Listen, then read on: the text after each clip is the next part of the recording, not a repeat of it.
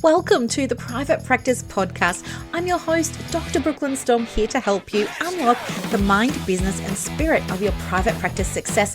So whether you're just starting out or you're looking to grow, this is the place for you if you really want to create a thriving private practice. Before we dive in, I want to share something that can really make a difference in your business.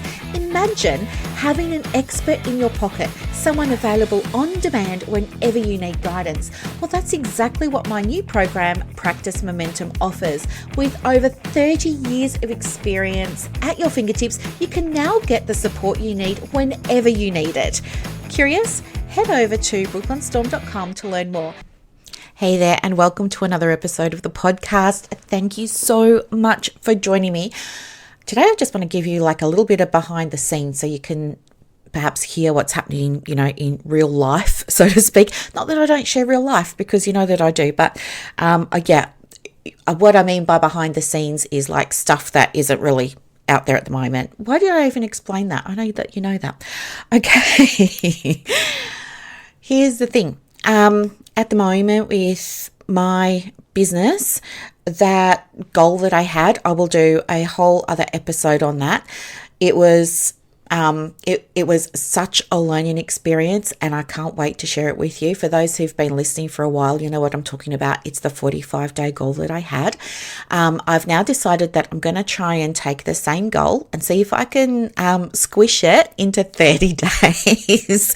So yeah, I'm going to see if I can squish it into 30 days and we'll see how we go with that. Speaking of 30 days, just reminded me, I don't know if I mentioned this last week or not. I probably did. I don't remember, but I made a 30-day action plan. And it was meant to be just for myself. I was just really in the mood to do it last weekend because I was looking for one. I couldn't find one. I made it and then I shared it with the women inside Momentum, and, they were loving it. And it was so much fun. The only hiccup that I had with it was I used PDF Escape to make it fillable, and it was working for some people, but other people, it wasn't working. They either couldn't get 2 sentences of text, it all just went sort of in one line, or the text like shrunk down to ant size. It was like when they were typing, it was normal, let's say the font size was 12 or 14, but then when they hit enter, all the font went down to like font size 2.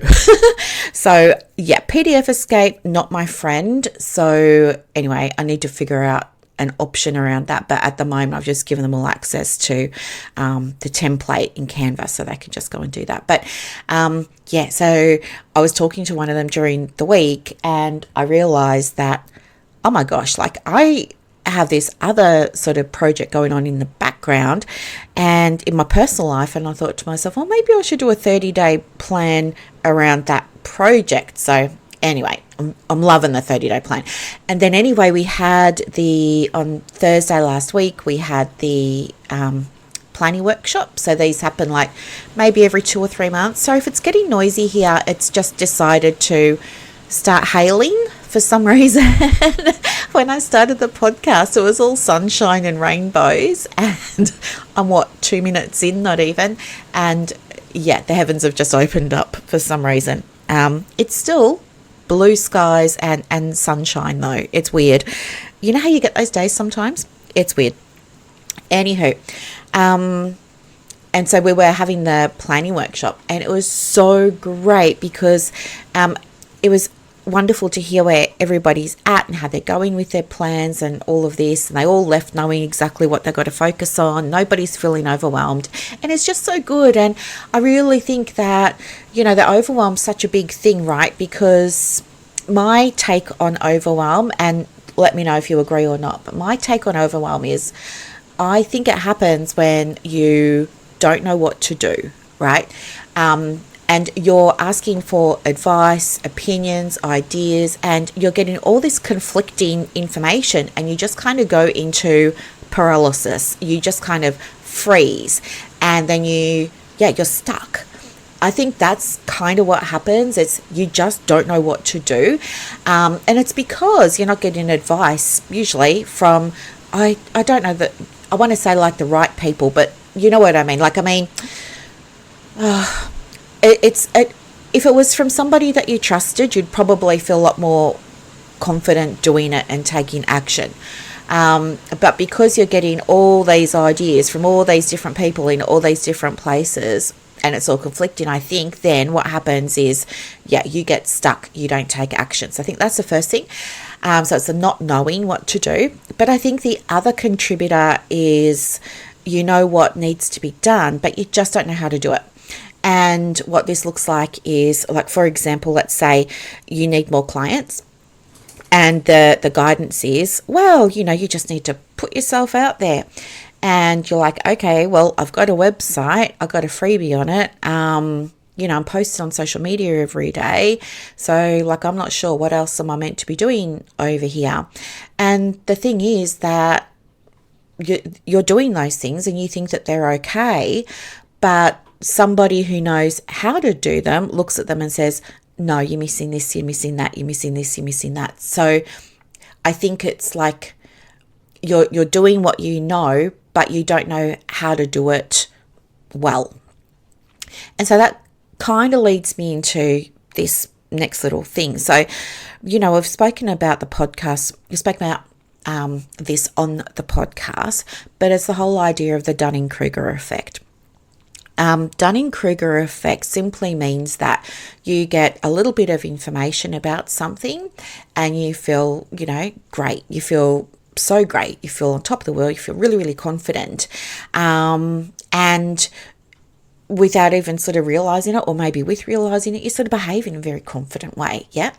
But then it all starts coming crashing down when you dig a little bit deeper or you go a little bit further on your journey and you realize, oh my gosh, hang on, what? There's all this other stuff. Like, I didn't know about all this other stuff. And I think that's what happens with moving into private practice, starting a private practice. And this was described really well. I cannot recall for the life of me who it was that said it, but it stayed with me. And she was saying it's kind of like at the beginning of the journey, you have uninformed optimism, right? It's just completely uninformed optimism. And I think for us, that looks like, great, I've got my piece of paper. Now I get to go. And so off you go and you start your business. And so you're moving into the business uninformed about how to run one, but highly optimistic. And you're just thinking like, I'm just going to go and set it up and then I'm going to start working with clients. The next stage of that journey though is the informed pessimism.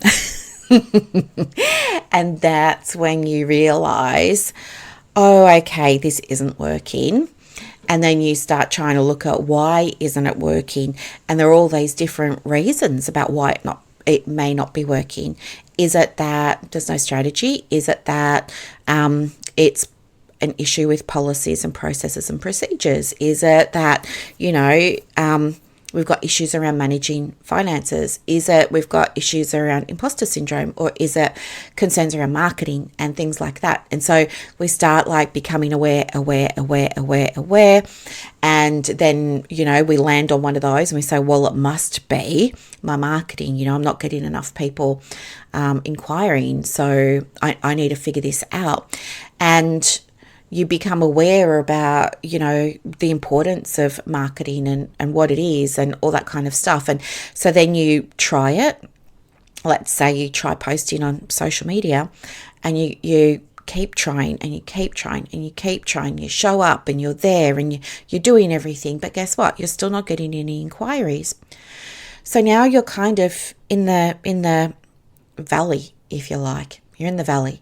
So this journey started off with, you were so optimistic, you had no clue how you were going to really do it. Maybe you had some ideas. Maybe you had people around you who were supporting you, who were giving you encouragement and who were saying, well, I'll help you. But they actually had no experience with private practice, or, they didn't have any understanding of how it works in the mental health industry and things like that. And they were helping you with your website. And now you think your website's great because like, and trust this person, you love them, and they've got a successful business, but their business is in selling doggy daycare. It's not in selling private practice. And so the website, for example, doesn't hit all of the points that it needs to hit. So now we're starting to move into this space of, well, here I am, I'm trying the things, I've got this website, I will just like let it do its thing. And because you aren't getting inquiries from the website, you then leave the website there because in your head it's done, right? You don't realize there's any issues with it. You think it's done. Like I was doing a website wellness check for a private practice owner last week. And when people order the website wellness check with me, they have to fill out a little form. It's not a big form. It's just got like 3 or 4 questions on it. But she had shared with me that she'd paid somebody $6,000 to make her website and that she really loved it. And she didn't think there was any issue with it. And she doesn't want to change anything. She just wanted me to tell her why, what to do to get more clients. But sort of here's the website. And when I had a look at it, it was a beautifully designed website, but it wasn't legally compliant. So it wasn't ranking in Google. Now, how would she know it wasn't legally compliant? She'd paid somebody $6,000. You're going to expect that your website's working, right? The way that it was written, it was not the way that we would write to attract therapy clients. All those, it had AI pictures on it, big problem, huge, all those kinds of things. So what happens is you kind of say, okay, well, I've got my website over here. It's not generating inquiries. And then you say to yourself, what else do I need to do? Okay, I'm going to post on Instagram. So then you start like an Instagram account, or if you've already got one, you now add a second one, which is going to be like your professional one, your businessy type one, and you start over there and you start putting pressure on yourself to come up with images and graphics and, doing all of the things. But guess what? You do that and you're consistent with it. Like you're ticking all the boxes. Everybody says you've got to do it daily. You're doing it daily. But guess what else? It's still not working. So you keep this up for about a month, let's just say. You sit down every day, you make a image, you post it, you put it out there, and then you wait and you keep refreshing. Maybe you're refreshing your messages in your DMs looking for something. Maybe you're checking how many likes or comments or hearts. Maybe you're checking your diary to see if anybody's booking in. And guess what? Nobody is. So after about a month, you say, yeah, okay, this isn't working either. Well, I've got the website here. I'm posting on my Instagram. What else do I need to do? And then you go and you add a third thing that you need to do, right? And maybe that's something like, I need a freebie. So you go and you make a PDF, right? And you whack it on your website and you poured your heart and soul into it and you're really proud of it and you really love it and you showed it to your supervisor and they said, yeah, you rock, this is awesome. But your supervisor doesn't know anything about sales, doesn't know anything about marketing, can look at a PDF and see that it's, pretty to look at, or it looks maybe smart and professional, and say, yeah, this is a great PDF. So you think, okay, this is a great PDF. I'm whacking it on the website. And you leave it there and you keep checking and nobody's downloading the PDF. So now you're like, okay, what's the next thing that I need to do? Because none of this is working. Not my website, not my socials, not the freebie. I know I'll go and print some flyers. This is like my worst nightmare. Hearing women talking about how they're printing flyers when they don't have money because the practice is still trying to get off the ground, and they're going to spend all this money on flyers, stacks of flyers, and they just kind of like drop them off at places that they think might be interested, but they don't know what to do. So they literally just get a stack of flyers, go into a business, and they leave one, or maybe they leave 10 with reception, and then they walk out and they go into the next business, or they put them up on community notice boards and things like that, and then they come back and a couple of weeks goes by and they're like, well, still that's not working. And so what you can see here is that the problem isn't the website or the socials or, I think flyers are always a problem, but anyway, the flyers or the other thing that I mentioned, of the freebie, it's that they haven't learned how to master any one particular thing. So before there's any mastery, they just move on to the next thing. It's like, let's say I wanted to learn how to make an omelette and I, cracked my 2 eggs and, added a little bit of water and the salt and pepper and everything, and I made an omelette, and for whatever reason, it just failed, right? Instead of me figuring out how to make the damn thing, I'm going to say, well, now I want to go and make a bomb Alaska. And then I'm going to try and make a bomb Alaska and that's not going to work. And then I'm going to say, okay, all good. I'm just going to go and learn now I'm just going to go and create a degustation menu, right? That's not going to work. Do you see what I mean? Like, instead of just figuring out how to make the omelette first, then use that as a foundation for everything else, without realizing that it's happening because you don't know, the inclination is you do know and it's just not working for you. And so, you're constantly adding these extra layers of work for yourself that don't need to be there. You can have a fully booked private practice with just a website. I do. You don't need to be on socials. You don't need to be doing anything else. Well, that's not true. For me, when I say I do, I mean, my clients now mostly come from my podcast and my website, right? Every week I probably get about, I don't know, maybe 5 or 6 inquiries from women to join Practice Momentum. I don't, always approve all of those. Sometimes it's just going to be a better option for somebody to do something else first, to sort of ready themselves for momentum. But the thing is that websites work and you don't need to be on social media. By constantly, I call it layering, by constantly like going to the next thing and saying, oh, well, the website's done now, I need this next thing and this next thing and this next thing, without understanding why the first thing's not working. Layering just takes you back to the beginning of getting clients or whatever it is you're focusing on. Instead of adding new things, you can have a much simpler time of your business if you attain mastery over one thing, right?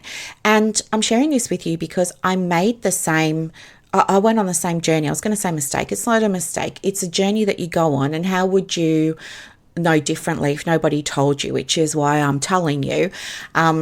Save yourself the time and money. Like I spent, when I went from the bulk billing medical centre and I started in, my own brick and mortar sort of place, I lost all my referrers. I had to start from scratch and I was clueless.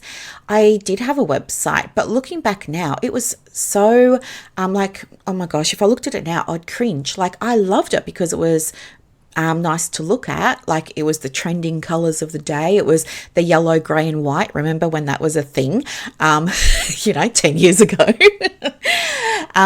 So I had that. I had this great logo that I loved so much. I was obsessed with my logo, and I thought my website rocked. So I couldn't figure out like why I wasn't getting clients. So then I started, instead of like getting help to say from somebody and saying, hey, can somebody tell me why this isn't working? That thought didn't even cross my mind. It didn't. What crossed my mind was, okay, it's done. I can tick that off my to-do list and now I better get something else. And that's when I went to Facebook, and Facebook Lives had just been introduced. I know I'm showing my age now, right? But so what was it? 2014, 15, I don't remember. And doing a Facebook Live on your business page was a fantastic way to raise awareness of your practice, because Facebook was, giving you so much reach because it wanted to attract more people to use the live streaming function. And then from there, I then went on all the directories, right? But I never mastered one particular thing. So what ended up happening for me was I went into private practice thinking that I was going to be like on the couch doing all the work, and maybe it was going to be like a tiny smidge of admin, but it was actually the opposite. It was a very rude awakening. I actually spent 95% of my time slaving away behind the scenes trying to get clients, and maybe 5% seeing them. So it was a total flip. It was the reverse of what I expected. I came crashing back down, and I'm just sharing this because I want you to see, like, this is my journey too. Like, I get it, which is why if you're just starting out, I want you to hear this so that you can save yourself the time, the headache. Because here's the other thing. When you're adding those extra layers and you're like, oh, gosh, I even had LinkedIn, it's like it takes time to do the website, but then once that's going, now you're making social media posts, you're in Canva, you're writing posts, you're scheduling stuff, right? Now that's a daily task, right? And then you add another task on top of that, which might be a weekly task of writing a blog. But that doesn't take 5 minutes, but it's another task. And then there's something else that you do. Maybe you're going to do GP meet and greet. So that's another task. And do you see what I mean? It's just all those layers. What works the most quickly for the clients that I work with in business coaching is getting to master one thing first. And I love it when they master the website first, and you know why. So I want them to be able to do that, start to see inquiries coming through. Then once inquiries are coming through, start looking at other things. What happens is when you realize that it's not working, you feel horrible. You feel defeated. You question whether you're good enough. You wonder why it's not. You want to go back and tweak, but you're not sure what to tweak because you're clueless about why it's not working, right? You wouldn't have hit publish if you didn't feel it was a, good website, right? So going in and trying to tweak stuff is no help because you just don't really know what's going wrong. Here's the difference between what's going to get you to your goal more quickly and what won't. When you hit that wall of it's not working, let's say that's resistance, right? Let's say you hit that wall, the thing's not working. You got a choice. You can either push through the discomfort. It's going to be uncomfortable, right? It's going to be uncomfortable. You're going to have to find somebody who can help you, with whatever it is. It's the website or it's the socials or something. You're going to have to face it, basically. And you're going to have to get help from proper person. You're going to have to get help from somebody who has proven experience and has receipts, right? That's the latest saying, right? Have you got receipts? Who can show you like, oh, yeah, so here's what's happening on your Instagram. Here's why it's not working. You just need to do this, this, and this, right? You need to push through that discomfort. It's really hard. You're going to question yourself. You're going to have to probably find money to pay for help. Sorry if there was a little glitch just now. Somebody who shall remain nameless started barking, so I had to cut, I had to rewind and just cut that last little bit of barking out. And of course, I've forgotten my train of thought, but I think I was talking about, you're going to need to get help from somebody to problem solve. And that's part of having a business mindset, right? It's part of you directing the business. It's part of you taking control and ownership of the business and of your results. So I would say always take time to get the help. And when you do that, you don't have to have all the extra layers. There will always be things to do in private practice that are not related to the business. And this is referred to as business development. So the marketing doesn't stop. You're going to have a website and it can do like the bulk of the heavy lifting for you. Absolutely. Your website is going to be responsible for getting between 70 and 80% of the bookings for you, right? Because as I've said before, even if somebody has a referral from their doctor or a word of mouth referral, chances are they're still going to go and Google you. I know I certainly would. I'm not just going to blindly book in with somebody because somebody said so. I'm going to go and check that person out, and probably you would too. And if they didn't align, I'm not booking with them, right? So the website's going to do most of the heavy lifting. Once you get that sorted out, then it's time to look at other areas. And, you know, the constant pivoting takes you back to square one. So imagine that you're walking up a hill and you're walking up this hill. The top of the hill is, I don't know, clients or the fully booked diary or paying yourself, whatever it is. You're like walking up the hill. But every time you start a new thing or you add a new layer, you come back to the bottom of the hill and you've got to start walking up again. Whereas if somebody was walking up the hill and they were part of the way up there and they realized that, for example, the website wasn't working, they might enlist the help of a Sherpa, and they might spend some time together, resting, eating, sleeping, like recharging. The Sherpa is going to be teaching them, sharing advice, sharing wisdom, all those kinds of things, and then help that person get to the top of the mountain, right? Then that person can go and add extra things. But every time it's another thing, boom, we go back to the start. And that's why some people say, oh, I just feel so overwhelmed. Or some people, when they speak with me, they'll sometimes be in tears. Like, how come it's working for everybody else and it's not working for me? We all graduated at the same time, but they're off, doing great, and I'm here. And here's the thing, like, I got better marks than them when we were doing the course. But how come they're more successful than me in business? Is it me? Is it something that I'm doing? Is it something that I'm not doing?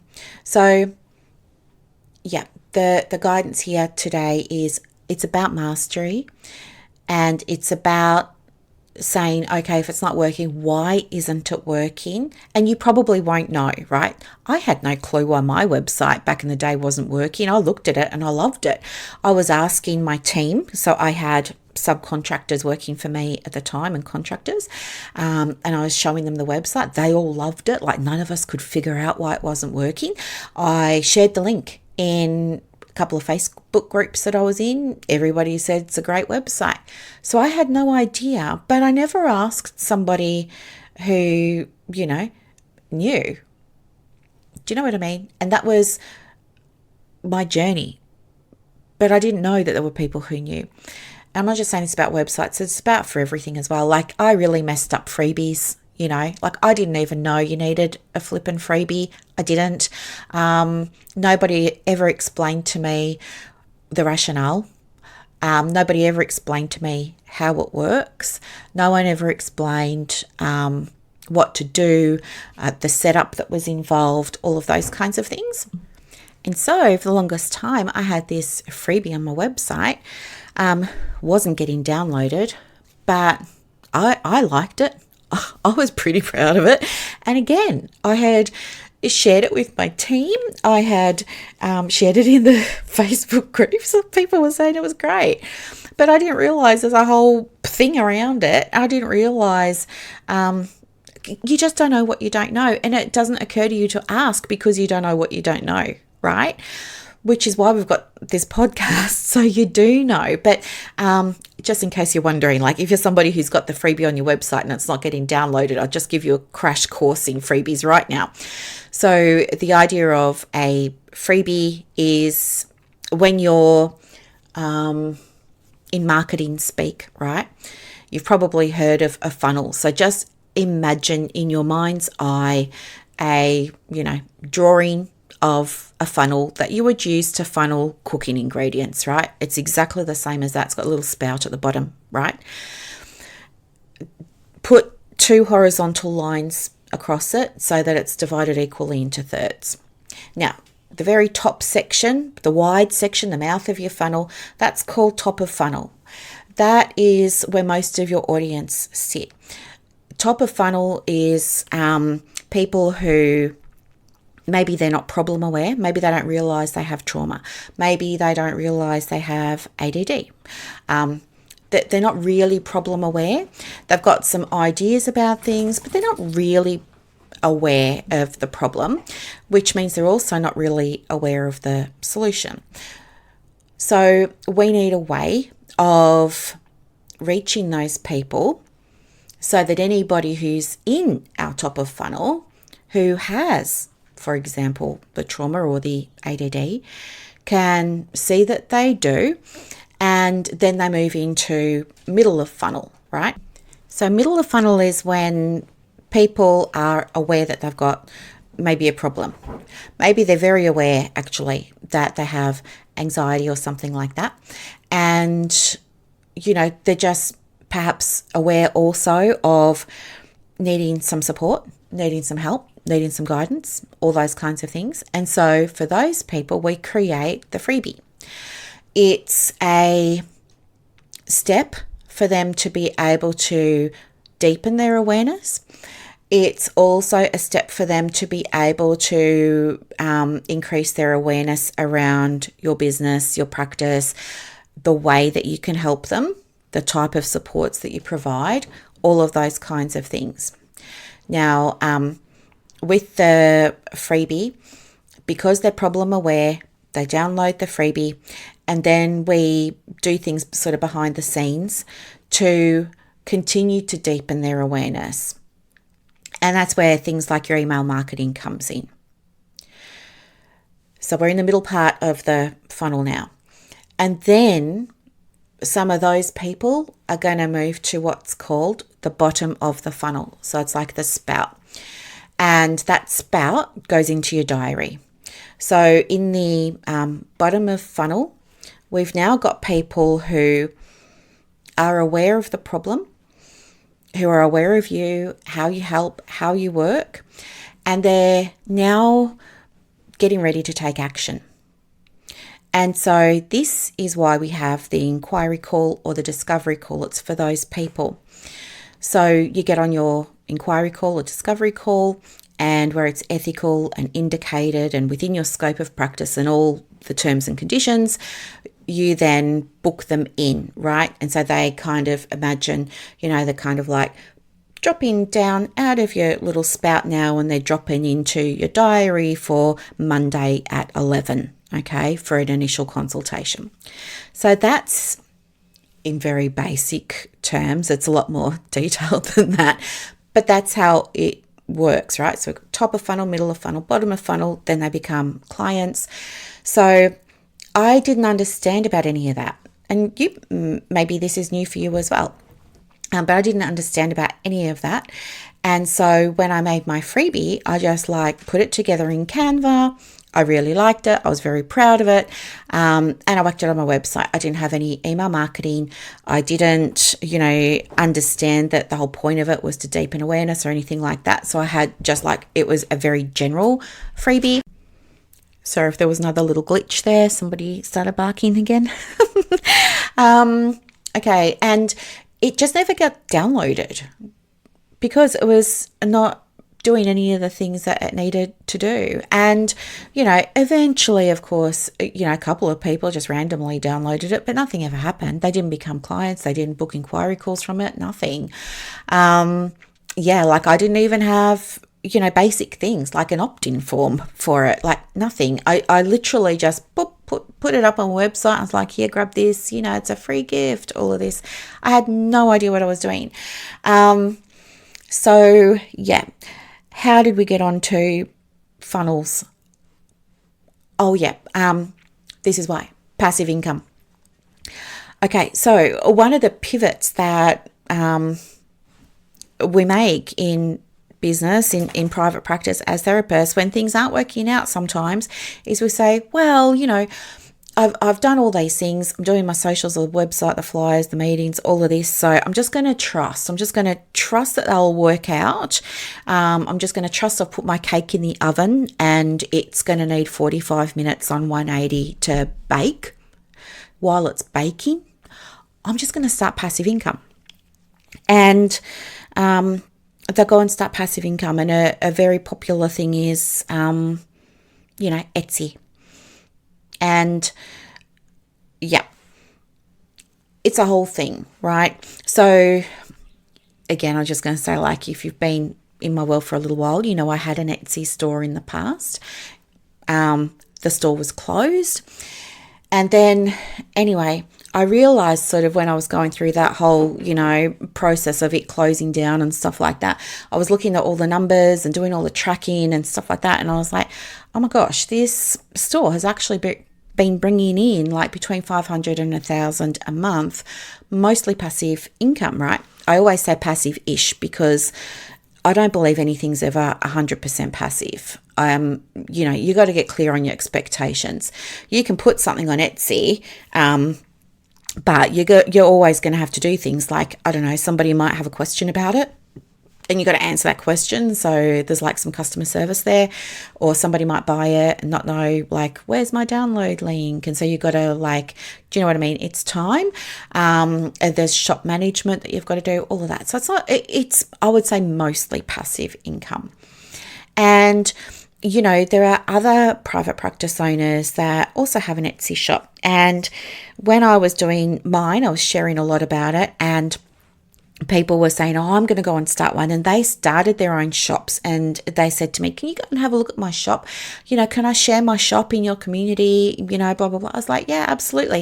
And I go and have a look at their shop, and they might have a handful of things in there. But I could see straight away that, there were some issues. And other people that had shops for a while and nothing was downloading and they didn't know why. Again, it just came back to you don't know what you don't know.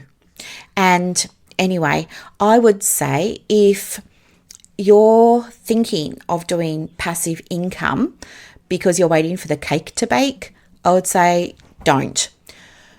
Wait until the cake's out of the oven and you're eating it and you're not starving anymore and you're filling your belly with cake every single day of every single week. Like, in other words, make sure that the business is sorted out first, in that you've got inquiries regularly coming through, you've got bookings, you're paying yourself without discounting or, undercharging or doing any of the things, right?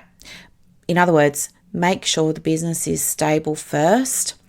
And then if you want to introduce passive income, learn how to do passive income. And that can be so many different things, right? Like, I have a subscription in place, the Booked and Better subscription. It's passive income for me, but it's passive-ish. I have to create a product every month. I have to make a little announcement for it. I have to make a page for it, but pretty much once it's done, right? And I don't really have to do much more around it other than some basic customer service or some marketing sort of here and there. But for me, I've got my subscription. The other thing that I just started on the weekend was I just thought, I was just sitting there watching TV with Buddy, and I just got the idea in my head, hey, you should go and do Etsy again. The good thing is I've learned from the last time I did Etsy. I've got a lot of lessons under my belt, and I'm sure if you've ever had a shop on Etsy and you closed that shop and you started from scratch again, I'm sure you too would have lessons and you would do it differently. I think it's just part of the Etsy journey, right? So I was there on the weekend, and I guess even I had deluded myself because I was thinking, oh, this could be great. Like, it was Saturday morning. It was about 8:30 in the morning. And I just thought, I'm just going to do it. So I was just in my dressing gown. I've got this it's a beautiful dressing gown. It's from Woody, and it's got like the Sherpa lining, and it's like really thick and cozy, and it's got ribbing, like cuffs, so it keeps all the heat in. It's got a big hood, and I was just all warm and snug here. And I had my ceremony ceremonial cacao, and, I was doing all of the things. And I guess in my mind, I was just thinking that I could picture my shop, and I just pictured that it was going to be there by the end of the day with all those products in it. It's actually taken me most of the weekend of hyper-focus, and I still haven't finished all the behind the scenes stuff.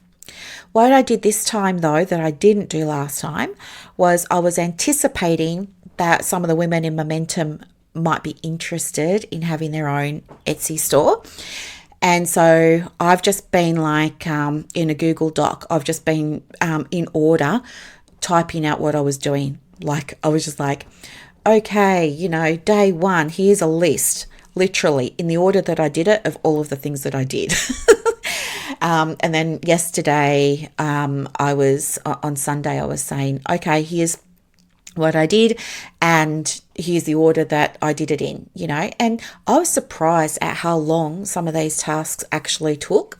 And I've still got more to do, and I haven't even started creating the content for it yet. That's going to be fun, and I'm looking forward to that. But yeah, this is the thing. And so I know now, when I looked at those other therapists' Etsy stores, I could see that they hadn't done all this pre-work. And that's why their stock wasn't moving. It's why people weren't buying it. It's why they weren't downloading it. They just didn't really understand. And it happens, right? We just think things are going to be easy. We think that we're going to figure it out. We think, oh, that's not hard. Just whack some journals up on, whack some affirmation cards up on Etsy. They should sell. And then we realize they're not selling. And then we look at other people and they're saying, I made this much money and I made that much money and stuff like this. And we're thinking, I'm scratching our heads going, well, how come it's working for them and not for me? So wait until you've got the private practice sorted out first. Once that's stable, then introduce passive income, because it's like a whole other business. It's like, it feels almost, you're doing it under your private practice umbrella, but it feels like you're starting a whole new business. And it's a massive learning curve, and you want it to work. You want it to be successful, because the idea of passive income is that once you've got some predictability and some reliability with the money coming in, then you feel safe to do things like gradually reduce your one-to-ones. So if you're, I don't know, let's say Etsy, we'll stick with that. If your Etsy shop is bringing you, $150 a month, then instead of seeing 40 clients this month, you only need to see 39. So you get that hour back. If it's making $600 a month, then you don't have to work, on the last Friday of the month anymore. You've now got a paid day off. See what I'm saying? So yeah, passive income is not a solution for the diary not being full. The solution for the diary not being full is to go back to the beginning. It's usually going to be your website or your Psychology Today profile, and get those things fixed. It'll save you so much time. You're not going to have to do Facebook and Instagram and TikTok and all of the things. I would say if you're struggling for clients, if you're struggling for money, have a look at what's going on first. You need to master the business side of things. If you're not getting traffic to the website, then we've got a top of funnel issue. It means that whatever you're putting out into the world isn't speaking to your ideal clients for whatever reason. It's just not resonating with them. So have a look at what you're putting out and change it. Maybe turn it into more sort of psychoeducational content, and also turn it more from being quite sort of cold and bland and general and wishy-washy to being content that is personable, sort of relatable, stuff like that. So I would be having those two content types.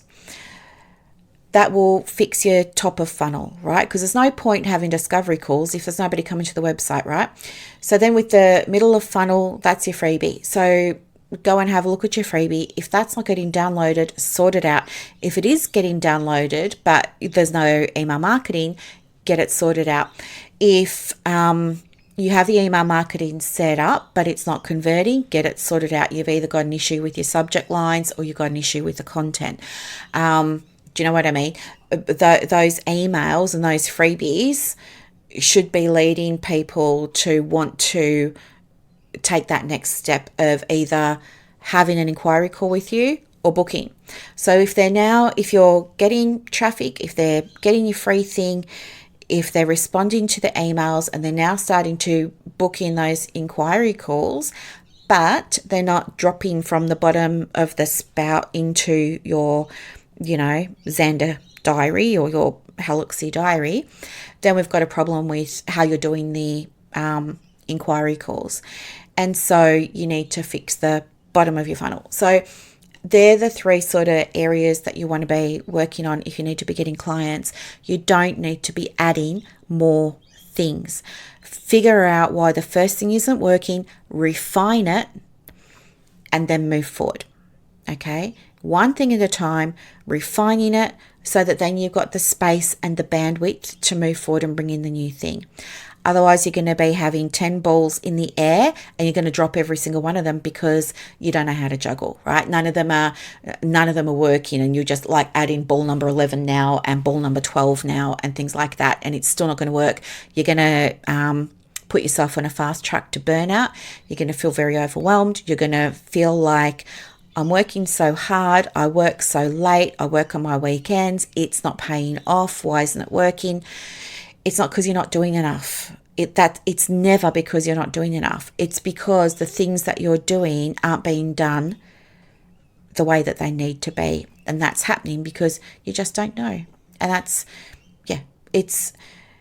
I want to say it's not your fault, but it partly is because if you listen to this podcast, it partly is. It's because now you understand what's going on. You owe it to yourself to try and, get some support from someone who knows what they're doing to figure the thing out, right? So if you're struggling with the inquiry calls, like if your inquiry calls feel really great to you, but then, they're not converting, you need some help with that.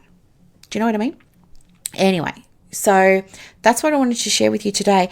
There's some passive income stuff going on behind the scenes in my business. I've got one stream. I'm setting up a second stream. But I'm doing that because my first stream is already sort of tracking along nicely. Okay, so that's what it's looking like for me. I know everybody's going to do things a little bit differently. And yes, there are always exceptions to the rule. And you do need to do things that are right for you. But I just wanted you to be aware of like the thinking and, what goes into introducing new strategies for building the business and growing it so that you can feel more confident moving forward, making decisions that feel right for you and your business based on where you're at the moment. Okay. If you do struggle with things like discovery calls, you might want to grab the Undiscovery Call product. I'll put the link in the show notes.